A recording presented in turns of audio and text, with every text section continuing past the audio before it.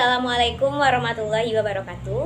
Halo semuanya, kembali lagi dengan saya Intan Efrimuci dengan jurusan Administrasi Pendidikan Fakultas Ilmu Pendidikan Universitas Negeri Padang. Baiklah, pada video saya kali ini saya akan mempresentasikan hasil analisis saya terkait video pembelajaran yang telah diberikan oleh Bapak Dr. Hanif Al-Kadri pada mata kuliah Manajemen Humas. Baiklah, video kali ini kita akan membahas dan memahami Public Relation secara konseptual atau konsep dasar. Public Relation sebagai suatu mata kuliah yang wajib yang harus diambil oleh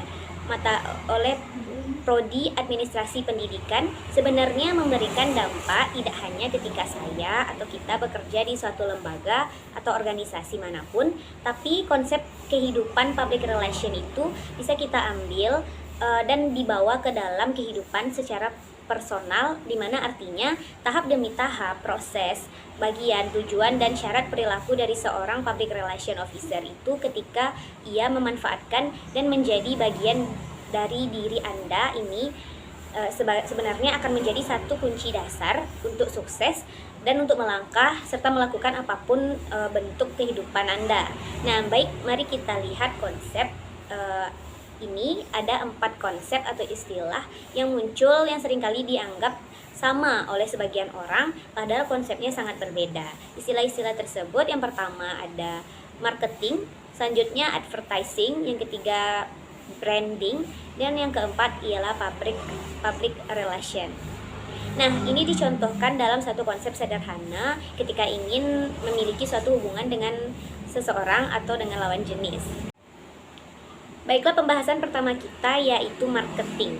Marketing pada prinsipnya atau istilah orang sekarang adalah pemasaran, di mana merupakan sebuah proses membuat masyarakat atau membuat orang lain tertarik pada produk ataupun jasa dari sebuah perusahaan atau dari kita personal ketika ingin memperkenalkan kepada mereka. Untuk apa?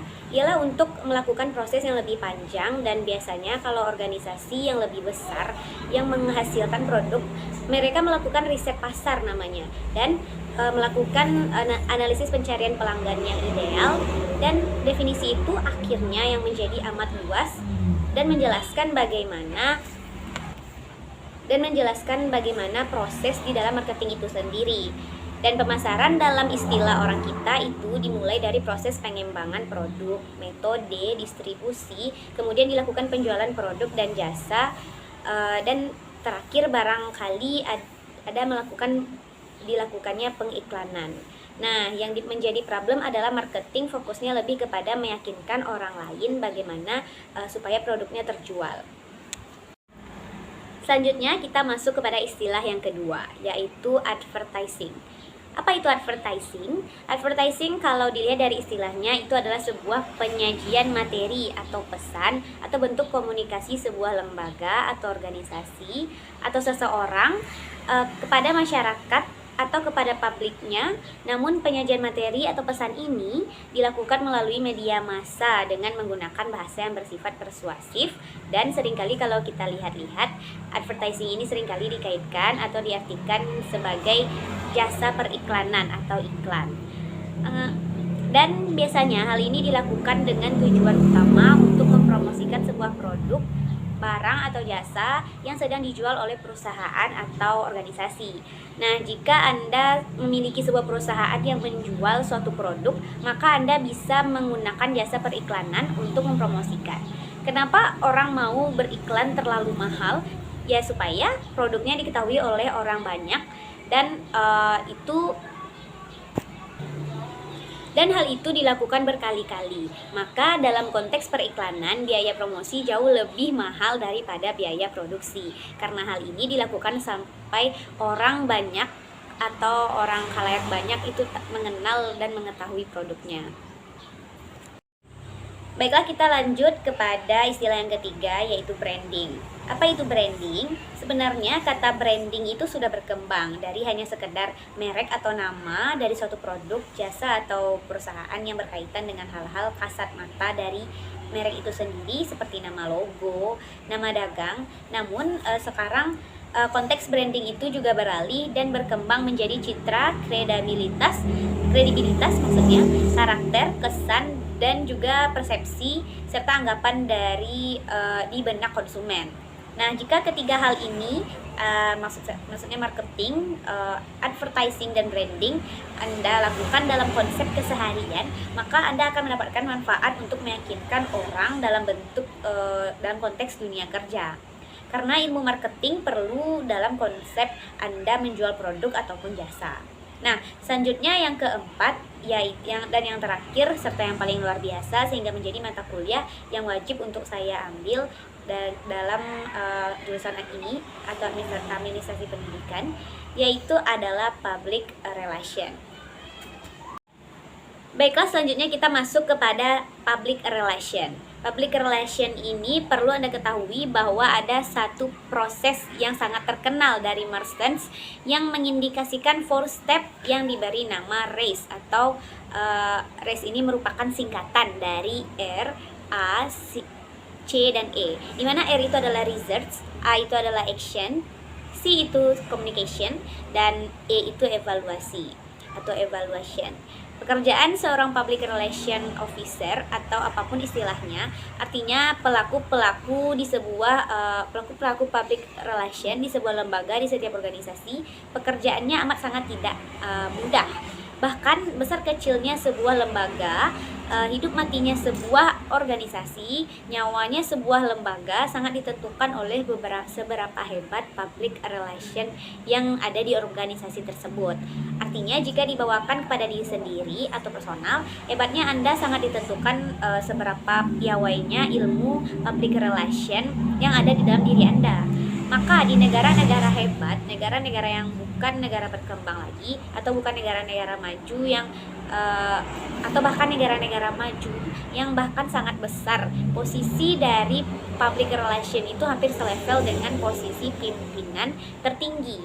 Nah, agak sedikit berbeda dengan negara yang berkembang seperti Indonesia contohnya. Humas dalam tanda kutip baru terletak di bagian yang kecil dan pekerjaannya juga dianggap kecil. Tapi public relation itu hampir satu level dengan pimpinan tertinggi. Kenapa? Karena kegiatannya banyak. Misalnya gini, kita ambil contoh sebagai lembaga pendidikan, misalnya kampus kita ini. Ada satu data yang diperoleh, contohnya bahwa lulusan kita baru diterima 20% di dunia kerja. Nah, ini menjadi pertanyaan besar, bukan? Lalu 80%-nya kemana? Berarti kalau hanya sekedar mahasiswa publik internalnya, kalau hanya dosen, kalau hanya pegawai, kalau hanya rektor ataupun wakil rektor, dekan dan sebagainya, itu kadang-kadang hanya berpikir so what? Seperti tidak peduli, hanya sepintas saja gitu. Tetapi kalau public relation harus memikirkan dengan mengumpulkan fakta dan data empirik. Ada apa ini? Lalu kenapa hanya 20% yang diterima di dunia kerja? Ada masalah apa sebenarnya? Lalu maka dilakukanlah research. Yang pertama itu research, penelitian lapangan untuk menemukan data-data yang akurat. Berarti yang dilakukan ialah mendatangi industri tersebut sampai menemukan data-data permasalahannya. Oh, ternyata menemukan data misalnya kemampuan bahasa Inggris lulusan kita rendah, lalu kemampuan public speaking dari lulusan kita juga sangat rendah. Berarti ada dua masalah. Meski diperoleh bahwa secara akademik IPK mahasiswa kita sampai 4 misalnya, tapi ketika bahasa Inggris dan kemampuan berbicaranya atau public speakingnya rendah, maka sementara lembaga atau perusahaan yang seharusnya dia bisa diterima di situ justru menuntut hal itu. Nah, maka itu adalah kesalahan yang fatal. Nah, tidak hanya berhenti di situ, riset juga terus dilakukan ke semua tempat. Hasil datanya kemudian dibawa ke lembaga untuk diperbincangkan dengan para pengambil keputusan atau kebijakan. Jadi, gimana supaya lulusan kita paling tidak diterima 80%, bukan 20% kebalikannya ya. Berarti benahi kemampuan bahasa Inggrisnya dan public speaking atau kemampuan berbicaranya. Public speaking seharusnya sudah menjadi mata kuliah wajib di seluruh prodi karena lulusan selalu diakhiri dengan wawancara kerja. Walau betapapun pintarnya secara akademik, kalau kemampuan meyakinkan orang lain atas jawabannya ketika wawancara kerja tidak bisa, ini dapat menjadi kesalahan yang fatal. Nah, inilah yang akan dibentuk oleh para public relation officer-nya lembaga dalam bentuk action. Mereka tidak cukup hanya dengan mengumpulkan data saja, akan tetapi akan dibawa untuk dilakukan perubahan melalui tindakan-tindakan. Selanjutnya yaitu communication. Communication di sini adalah mengkomunikasikan data-data ini dalam bentuk tindakan kepada semua publik internal yang terlibat dan sampai ke mahasiswa sehingga memiliki kemampuan bahasa Inggris yang benar dan public speaking yang mantap. Nah, hal ini dilakukan berkali-kali sampai kemudian public relation officer lembaga kita mengambil data lagi ke industri. Apakah sudah meningkat atau malah terjadi penurunan atau hanya stuck di sana saja. Nah, jika tetap berada di 20%, maka kita tidak mendapatkan solusi yang tepat. Tarik lagi ke lembaga untuk diperbincangkan bersama sampai menemukan solusi terbaik sehingga betul-betul menemukan mahasiswa, sehingga betul-betul lembaga dan mahasiswa di kampus kita layak diterima di industri pekerja melebihi dari 80%. Maka konsep tentang ditawarkan oleh Markson ini yang dikenal dengan 4-step RACE, model describe the PR process. Jadi dia menggambarkan 4 proses ini dalam satu model yang disebut dengan RACE model, RACE model gitu.